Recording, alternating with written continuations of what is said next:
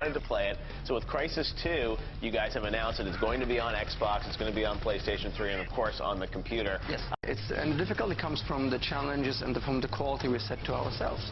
You know, we could have done a console game quite much 3-4 years ago already as well. But we said we don't just want to appear in a console. We want to have the same quality experience as Crysis made on PC. Give actually a character arc. In Crysis 1, we had the Nanosuit as a toolkit. You know, you were playing Nomad as a character, and Nomad was sort of just equipped with a tool of technology, but it wasn't clear what it is about. And with Crysis 2, I wanted to tell a story on an arc where the Nanosuit transforms over time. The Nanosuit has to offer.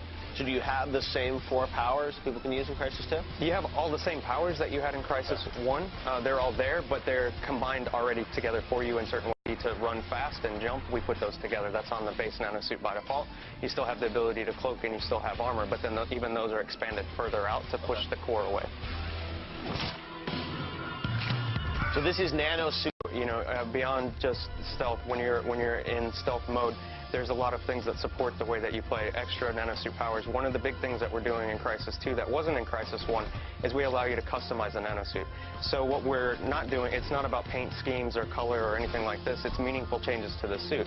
So you imagine you have like some modules that you can turn on and choose what you're doing.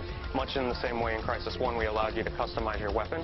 You can do the same with the Nanosuit. So if you want to play in a stealthy style, extreme, yeah, you can change on the fly. So what we think players will be doing when they use the Nanosuit this time around is they'll look at the gaming landscape, you know, the area that the enemies are in, and then much like in the original Crysis, how people would change, like put a grenade launcher on or change a scope or something like this to change their weapon, they'll look at the same problem and go, okay, well, how can I optimize the Nanosuit to do the same thing? Play like a sneaky guy and sneak around and stab people in the back and play, you know, more like a ninja or a silent killer.